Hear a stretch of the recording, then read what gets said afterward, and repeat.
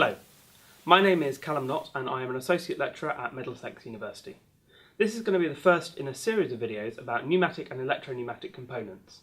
We're going to be using the Festo equipment that we have here in the lab at Middlesex University, and we're going to be going through a range of practical demonstrations to show you how the components work and how they fit together, as well as having some on-screen visualizations. Hopefully with the two we should get a good understanding of how the pneumatic and electro-pneumatic components work together and how we can use them in an automation setting. So, we're going to start by having a little look at the different areas of the board and the workspace so that we know what we're doing. On the right hand side here we have the air intake. The air comes in from our compressor and then goes through the regulator, where we also filter out any nasty bits that might have got into the air supply. And then our air comes into the manifold. Now, the manifold is a very simple block that allows us to take in air through this top hole and it can come out through any of the others. So when we talk about air going into our system, it's normally going to be through this manifold component. Second area worth taking note of is the main area on board. Now you notice it has these grooves that run along it. These grooves are so that we can slot components onto the board really easily. The idea is that we can move them around and it makes prototyping circuits really quick. Now obviously in an industrial setting these things would be bolted down, they'd be screwed into whatever they needed to be screwed into to hold them in place. But because we're learning, it's more useful to be able to swap them around quicker. Up here we have the electro components. So we have a PLC here on the right hand side and we have standard electronic components on the top. We're not going to use these too much at the beginning, but we will come into them later.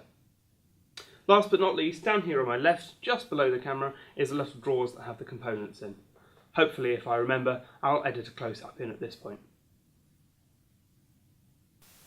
And now a word on health and safety. I'm going to make sure I have goggles on at all time whenever I'm turning on the pneumatic air supply. I might take them off whilst I'm building and editing the circuit, but before I turn on the air supply, I must have my goggles on. It might seem like this is kind of a safe environment, so it might not be needed, but I'm going to show you why. This is a standard length of pipe, probably about the length that you might use regularly in your circuits. Now, normally, if I plug it into the manifold, it's going to be fine. It's just going to sit there. But if I was to turn the air supply on now, you'll see it will start to flail around.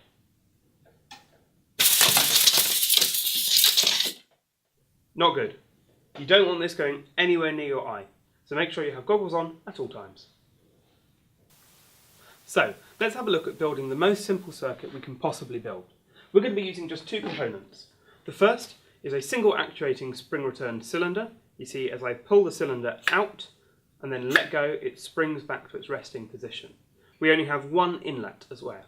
So air goes in, it causes the cylinder to expand, air goes out and it retracts.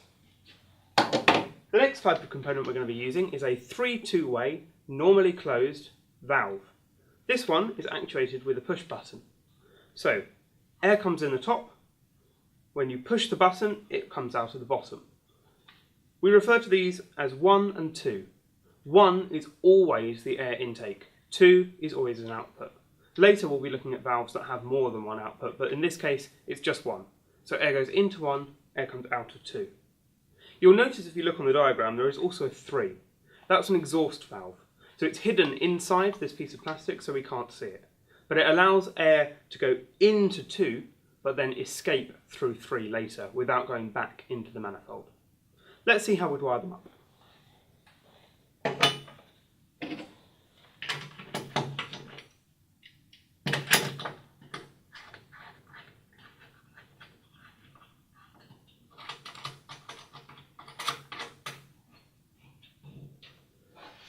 Okay, so the components are on the board.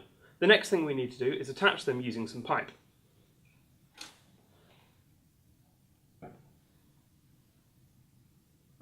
I've taken air from my manifold into port 1 on the 3-2-way normally closed valve, so when I push the button it will come out of 2. Air will come out of 2 and into the back of our single acting cylinder. When I turn on the air supply, nothing happens. That's good, we didn't want anything to happen yet. When I push this button, we'll see that the first cylinder will extend. When I let go of the button, it will spring back, because of the spring that is inside the cylinder. So out, and also in. There should be a visualization on the screen as well to try and illustrate this point.